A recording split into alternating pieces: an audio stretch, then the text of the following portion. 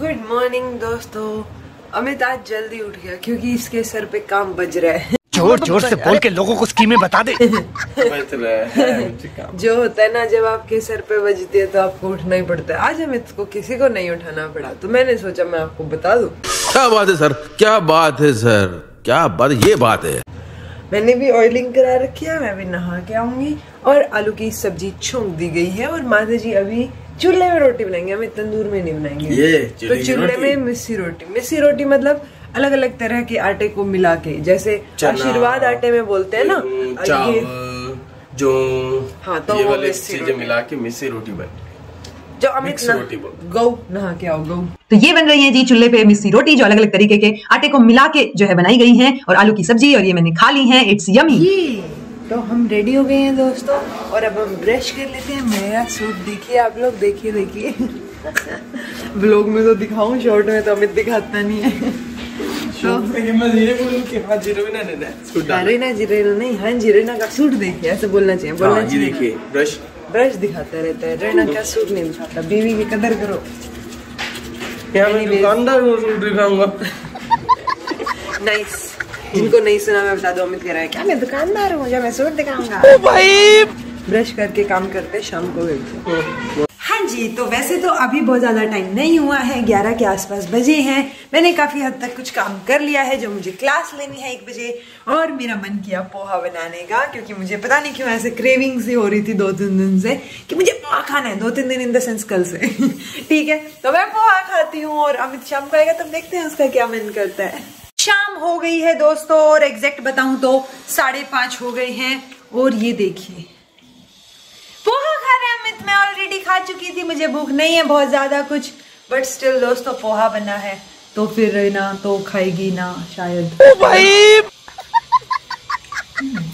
कैसे? मैंने सुबह बनाया था वो ज्यादा अच्छा था। मुझे लग रहा है इसमें शायद तेल या घी कुछ कम पड़ा है। ठीक है, चलिए जी, तो अभी अमित खाया, फिर थोड़ी देर बाद हम जो है वॉकिंग या कुछ तो करके आएंगे बाहर। ठीक है, हाँ चलिए जी। अभी एक्चुअली 10:30 पौने 11 के आसपास टाइम हो रखा है, और क्योंकि गली में भी बहुत अंधेरा है। क्योंकि मैं बताती हूँ दोस्तों किसकी गलती है, सारी की सारी। चलो तुम इधर ही खड़े होके ही बता लो पहले। ओके। सारी की सारी अमित की गलती है दोस्तों, और हमेशा इसी की होती है। ओके। आज चलो मैं बताती हूँ। मैं 6:30 पौने 7 के आसपास पोहा खा के सोई थी। मतलब मैंने भी तो खाया था ना, और मैंने अमित को बोला था ये काम कर रहा था, मतलब मैं मानती हूँ इसका काम इम्पोर्टेंट है, ठीक है, तो ये काम कर रहा था। मैंने इसको बोला ½ एन आवर तक उठा लेना, फिर घुमाएंगे नीचे, और जो है घुमाएंगे और रिकॉर्ड भी हो जाएगा, ठीक है, काम भी हो जाएगा अपना, फिर अपनी ब्रश और बुक बचेगी। लेकिन अमित मुझे उठाना भूल गया। क्या बात है सर, क्या बात है सर, क्या बात, ये बात है। और ये ऐसा बोला कि इसने नहीं उठाया। अभी 10:15 बजे मैं उठी, मैं कहा क्या टाइम हुआ है? It was like 10:15, और मेरे ऐसे पुख्ते उड़ गए, क्योंकि 9 बजे मेरी टॉक टू रोइना लाइव भी थी। ये कांड आज अमित ने किया है दोस्तों। नहीं, लाइव भी चली गई, हम नीचे घूम भी नहीं पाए, और अब सिचुएशन ये है कि गली में सिर्फ कुत्ते हैं, तो हमने सोचा कि हम इधर ही घूम लेते हैं ऊपर। नहीं दोस्तों, एक्चुअली 45 मिनट्स की ब्रिस्क वॉक तो हम यहाँ भी कर लेंगे, उसमें इशू नहीं है। इशू किसमें है कि 9:15 बजे फोन आया था एक, उसकी वजह से मेरे फोन पे, और उसकी वजह से रवीना उठ गई थी, लेकिन वो उठ के काम करने के बजाय और लाइव लेने के बजाय सो गई। अमित मैं नींद में थी, तुम मुझे दोष क्यों दे रहे हो? लेकिन तुम उठी थी 8:53 बजे ना। देखो इसको यही याद है 8:53 पे, इसको यही याद नहीं है कि इसको अच्छे से उठा ही दो, ठीक है। देखो तो मुझे बहुत गुस्सा आ रहा है दोस्तों। फिर मैंने कम्युनिटी पोस्ट डाला कि मुझे माफ करें, मैं सो गई थी बाई चांस, और मैं नहीं करता। हाँ, वो मैं अपनी गलती मानता हूँ, एक्चुअली मतलब भूल गया मैं, ये भी। चलो ठीक है, फाइनली ठीक है रवीना जी, खुश? गुड। खुश क्या? अरे गलती होती थी। चलो ठीक है जी, हम अपनी 45 मिनट्स की ब्रिस्क वॉक पूरी करते हैं, और उसके बाद बुक पढ़ते हैं और आपसे मिलते हैं। ब्रश भी। हाँ, ब्रश। हाँ जी दोस्तों, तो बुक्स हमने पढ़ ली है। सबसे पहले मैं बताऊँ रवीना जी? ठीक है जी, तो मैं शुरू करता हूँ। सबसे पहले जब आप हायर करते हो अपने बिजनेस के लिए, किसी भी काम के लिए लोगों को, तो जो बेस्ट राइटर होते हैं ना, उनको हायर करना चाहिए, क्योंकि राइटर ये जानता है कि कैसे कम्युनिकेट किया जाता है इजी लैंग्वेज में, ठीक है। सो उस वजह से वो ज्यादा अच्छे से चीजों को समझ पाएंगे और कम्युनिकेट कर पाएंगे, चाहे वो प्रॉब्लम्स हो या सॉल्यूशंस हो उसके, ठीक है। आजकल ऐसा रियल लाइफ में देखा भी जा सकता है कि जो बड़े क्रिएटर्स होते हैं, मान लो कोई बड़ा चैनल वाला टीचर है, वो जो छोटे चैनल वाले टीचर्स हैं उनको अप्रोच करते हैं कंटेंट बनाने के लिए, यानी लिखने के लिए। सिर्फ पढ़ाएंगे वही, दिखेगा उन्हीं का चेहरा, पर वो किसी और से लिखवाते हैं। तो वो ये चीज हो गई कि हाँ, आप बेटर लोग ढूंढने की कोशिश करते हो अपने काम लिखने के लिए। और बेस्ट आर एवरीवेयर, यानी बेस्ट लोग हर जगह आपको मिल जाएंगे। बट ऐसा मत करना कभी रीजन में लिमिटेड कर लेना कि मेरी सिटी के ही या मेरे स्टेट के ही लोगों को लूंगा मैं।